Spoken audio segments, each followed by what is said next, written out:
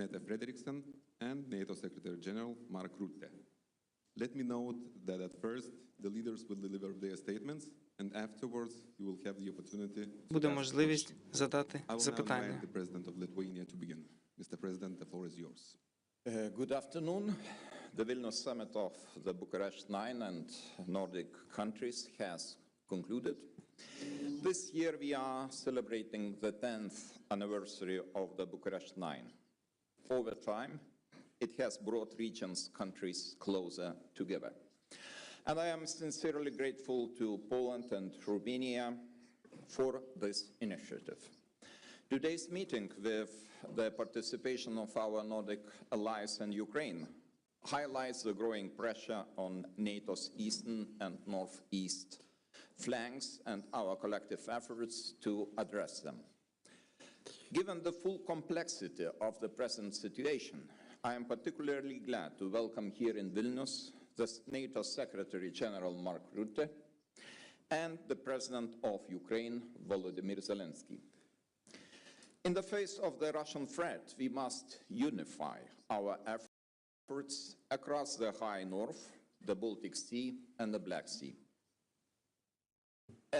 Also today, during the first session, we discussed extensively the preparation for the upcoming NATO summit. Our meeting in The Hague will present a great opportunity to continue building a stronger and better prepared alliance along the lines set in Madrid, Vilnius, and Washington. At the Hague summit, we expect a message of transatlantic unity, reaffirmed commitment to collective defense, and readiness to defend the allied territory. We also believe that allies will be ready to substantially increase defense investment. As we are moving towards reaching at least 5% of GDP on defense and defense-related investments, we expect the whole alliance to follow suit. Lithuania will be spending 4% of GDP on defense this year and more than 5% from the next year to 2030. Additional funds will be needed for a national heavy division, as well as for the German brigade's infrastructure, and for the host nation support to allied troops stationed in Lithuania. The Hague summit must also send a clear message that NATO stands with Ukraine. We must show that NATO stands with Ukraine through continuous support to its armed forces and Ukraine's Euro-Atlantic aspirations. In the coming months, one crucial objective will be to substantially increase military support to Ukraine, to ensure deterrence on the ground, and to prepare conditions for the future negotiations on peace. Ukraine's power must be significantly strengthened, and it now falls primarily on Europeans and Ukraine's closest neighbors and friends to make it happen. Ukraine also needs our investments in its defense industry. We must shift from reactive aid to solid military support, pre-planned deliveries of long-range artillery, advanced air defense systems, and drone capabilities. We'll still need progress on enhanced EU military support to Ukraine, with the whole goal to supply them with 2 million large-caliber shells. In times like these, unity is most important. Together, we are strong, and I am happy that we had very productive, frank conversation with our closest friends, and I hope it will be very helpful looking forward to the Hague summit. Thank you. Thank you, Mr. President. I will now invite the President of Poland to continue. Excellencies, ladies and gentlemen, I would like to start by thanking my friend, President of Lithuania, Gitanas Nausėda, for organizing this year's Bucharest 9 summit in the wonderful city of Vilnius. I'm also very pleased that NATO Secretary General Mark Rutте and the President of Ukraine, Volodymyr Zelensky, participated in our deliberations. Moreover, I'm glad to emphasize the involvement of representatives from the Nordic countries in our discussion. This is indeed an important step towards building an integrated northeastern NATO security space. The upcoming NATO summit in The Hague will take place in only 3 weeks, so this is an excellent moment to discuss our expectations ahead of this very important gathering. Ladies and gentlemen, we all know too well that we are facing critical threats and challenges from Russia. In response, we have to make NATO stronger, but also fairer. Having in mind Russian full-scale invasion of Ukraine and its aggressive attitudes towards the West, we must do everything to develop appropriate instruments that will deter the Kremlin's neo-imperial ambitions, especially here on the eastern flank. That is why our talks focused primarily on the urgent need to increase defense spending and on developing the production capabilities of national defense industries. I would like to recall, even before last year's NATO summit in Washington, I proposed to raise the defense spending by NATO members to the minimum level of 3% of their GDP. 3 months ago, I submitted to Secretary General Mark Rutте a request to raise this issue in The Hague. And today, I'm glad to see that we all agree on that and that our ambitions are even higher, up to 5% of GDP on defense. We hope that the allies will follow into our footsteps. Another key element of our discussions was strengthening the transatlantic relations and the strategic alliance with the USA. Among our partners in the region, there is a widespread understanding that Europe must take greater responsibility for its own security. But it is critically important to do it not by following mirages of European autonomy, but in close cooperation with the United States. We also had an opportunity to exchange information with President of Ukraine, Volodymyr Zeleński. During our conversation, we addressed very important issues regarding further support for Ukraine in its fight against Russia. Continuing our assistance to Ukraine in various domains, military, political, and humanitarian, is critical to security in Europe and is Ukraine's integrations with Europe and Euro-Atlantic structures, including NATO. Ladies and gentlemen, for me, today's meeting had a special significance, and it was my last opportunity to speak at this forum as President of the Republic of Poland.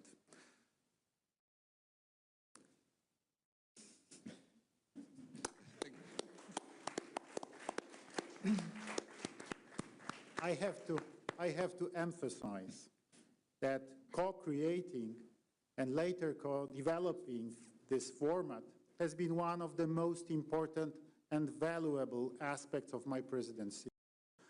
Over the past 10 years, the B9 has been an effective tool strengthening the voice of the eastern flank, countries within NATO, and helping us shape the alliance's deterrence and defense policy.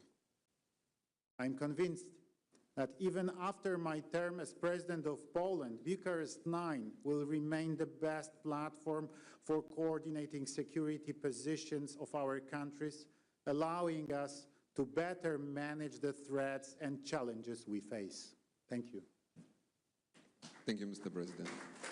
Mr. President Zelensky, please deliver your statement. Thank you so much. Gitanas, Mr. President, it's important to be here in Vilnius today.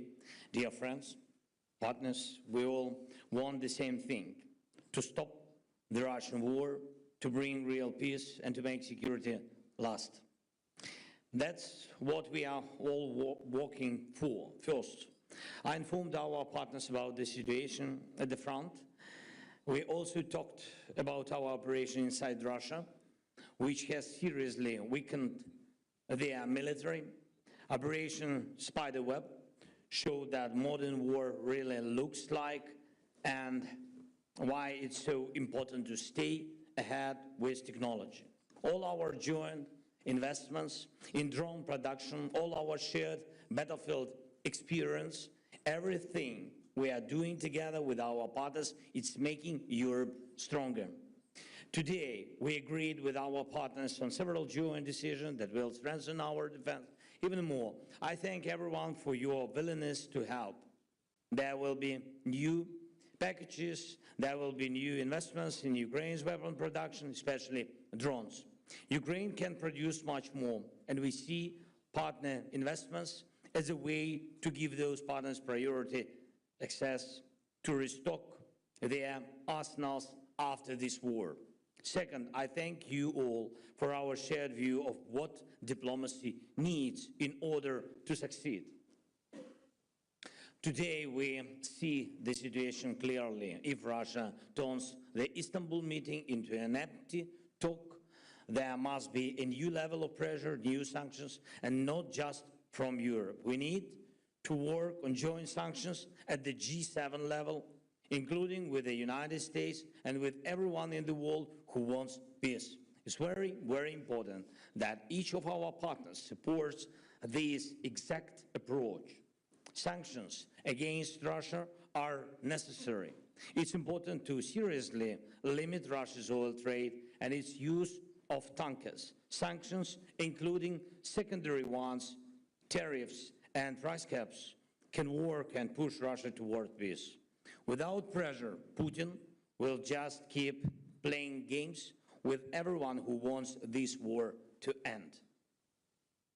Talks in Istanbul just ended, and I'm waiting for the Minister of Nommer's full report. They exchanged documents through the Turkish side, and we are preparing a new release of prisoners of the war.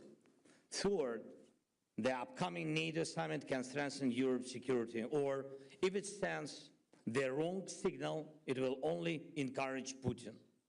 The key to lasting peace is clear. The aggressor must not receive any reward for war.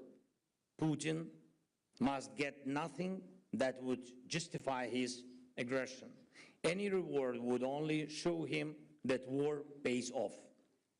Geopolitical gains are just as important to Russia as money or territory. If Putin is allowed to decide who joins NATO, where NATO infrastructure can or can't be, then Russia's appetite for war will only grow. Our shared goal is the opposite, to completely end Russia's hunger for aggression. Ukraine is doing its part, and I am grateful to all partners who are doing theirs. And we must act as one united Euro-Atlantic community. The NATO summit in June is the right place and the right time to send a clear message. Russia will not get anything from this war. Strong decisions are needed. Decisions for Europe, not for Putin. We all need to work together to make this really happen, and it's doable. Thank you, everyone who helped us. Thank you so much. Thank you, Mr. Zelensky. President of Romania, the floor is yours now. For me, it's the first opportunity to participate as a president, and I've been very honored to be here, and I have to thank also to our host, very nice organization. So Bucharest 9 started 10 years ago. It was just after Russia attacked Crimea, and at that moment it was a potential threat of Russia against European nations. And it was a proposal in order that the countries on the eastern border or eastern flank of NATO have a common voice. Now that potential threat became real, we have a war in Ukraine for more than 3 years, and all our countries faced a set of hybrid actions. So it's reality, and for us, members of Bucharest 9, and also for our Nordic allies, we have the same concerns.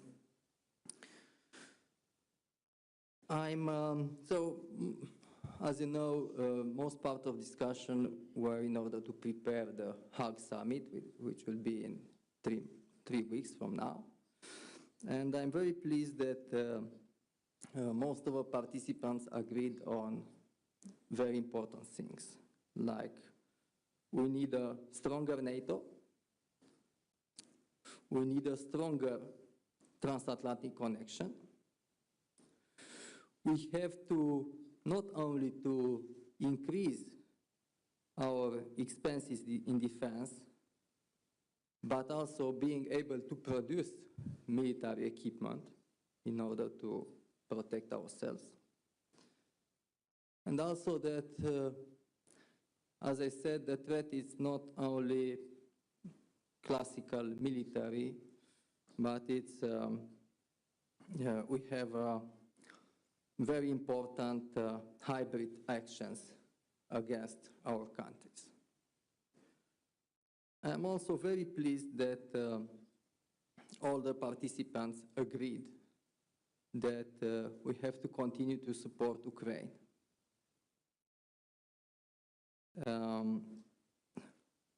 As a Romanian interest, I emphasize that we have a long-term concern on the security in the whole Black Sea area, including Republic of Moldova. And I thank to our partner that they continue to support the Republic of Moldova in his European integration process. And finally, I proposed, I'm very pleased that everybody agreed that the next summit to be organized in Bucharest next year. Thank you. Thank you, Mr. President. Madam Prime Minister, it's time for your statement. Thank you, and dear Gitanas, thank you for hosting us today, and thank you for inviting the Nordic countries to join you here today in Vilnius. Today's meeting has been about one thing and one thing only: the security of our countries and the security of our continent, deterrence and defense. The threat from Russia against all of us is real, and it is serious. Russia is continuing the war in Ukraine. Putin is talking about peace during the day and bombing at night. We see a more aggressive Russia approach in the Baltic Sea region, and it is assessed by the Danish Defense Intelligence Service that Russia sees itself in conflict with the West and is preparing for war against NATO. It is therefore crucial that we take bold and necessary decisions at the NATO summit in The Hague in only 3 weeks from now. In my mind, and what we have discussed today, there's only one way forward. We need to invest massively in our collective security, all of us, and we need to do it fast. NATO is by far the strongest military alliance in history, and so our starting point must be to focus on what is needed to continue to be so, to secure deterrence and our ability to defend ourselves. But I have to say that Russia is not deterred merely by us agreeing on a new defense spending target. We need to deliver actual capabilities, and we need to do it fast. We must make sure that NATO always has the full range of capability necessary to deter and to defend against any threat against our countries. And at the same time, we need to continue our strong and steadfast support for Ukraine's brave fight for freedom. Let me be very frank, we have to donate what is needed on the battlefield. We have to provide more financing for arms production directly going into Ukraine. We already have a mechanism that works. And I think we have to implement stronger sanctions against Russia. It goes for the Shadow Fleet. Recently, we listed almost 200 additional vessels from the Russian Shadow Fleet, but more have to come against the Shadow Fleet, against Russian banks, financial sector. And I think we have to end any remaining dependency on Russian energy, including oil, gas, and nuclear energy. And to add one more thing, lower the oil cap. I think all that on the table would put the necessary pressure on Russia to get to the table and actually negotiate on peace. And why is that? Because Ukraine deserves peace. But the peace must be comprehensive, it must be just, and it must be lasting. And it has to respect the sovereignty and territorial integrity of Ukraine. I'm sorry to say, I think until now we haven't seen any signs that Russia is willing to actually commit to any of that. So our key task at the moment has to be to put Ukraine in the strongest possible situation and position on the battlefield and or at the negotiation table. Europe, of course, needs a strong and an independent Ukraine. I believe that once again the coming month will be paramount, and we haven't got much time, and therefore we need commitment to take the right decisions on behalf of all Europeans now. Thank you. Thank you so much. Mr. Secretary General, the floor is yours. Thank you, President Noceda, dear Gitanas.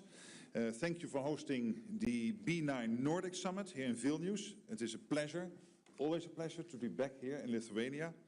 Lithuania is a staunch ally and continues to lead by example. You invest more than 4% of GDP in defense this year, and I welcome your plans to spend between 5 and 6% starting from next year. I think this sends an incredibly powerful message of commitment to our collective defense. And it also sets an example for our other allies. On this stage and in our meetings today, it is clear that the commitment to collective defense is strong. We have had a productive day of meetings as we continue to prepare for the summit in The Hague. We are facing the most dangerous security environment in decades. Russia's war of aggression continues, terrorist threats persist. We are not at war, but we are not at peace either. So we must continue to strengthen our deterrence and defense. And that means pivoting towards a full war-fighting readiness, providing significantly more forces that are well-trained, well-equipped, and supported with logistics, sustainment, and ammunition. We continue to count on the B9 and our Nordic allies to play a key role in these important efforts. At the The Hague Summit, I expect allies to demonstrate their enduring commitment to our collective defense by deciding to boost defense industrial production and increase defense investment. And this is purely, simply essential to our security. And so is delivering on the new ambitious capability targets that allies are expected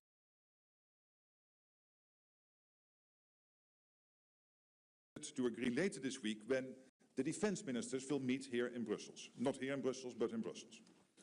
Today, we also discussed Ukraine, a key priority for the summit in The Hague. Here for Volodymyr, we continue to support Ukraine. We know that a strong, sovereign Ukraine is essential for Euro-Atlantic security. So we have about 3 weeks left until the NATO summit in The Hague. And I look forward to working with all allies to ensure we deliver for our 1 billion people. Dear Gitanas, thank you again for your hospitality, your leadership, and your unwavering commitment to our alliance. Thank you, Mr. Secretary General. Dear journalists, we only have time for one question, which can be addressed to all the leaders, or some of them. Please indicate that. Martina, go ahead, please. Hello, Martina Pichelita, news agency ELTA. I have a question to all of you. So with the announcement that America will review its true presence in Europe, there has been some concern about a reduction in United States capabilities on NATO's eastern flank.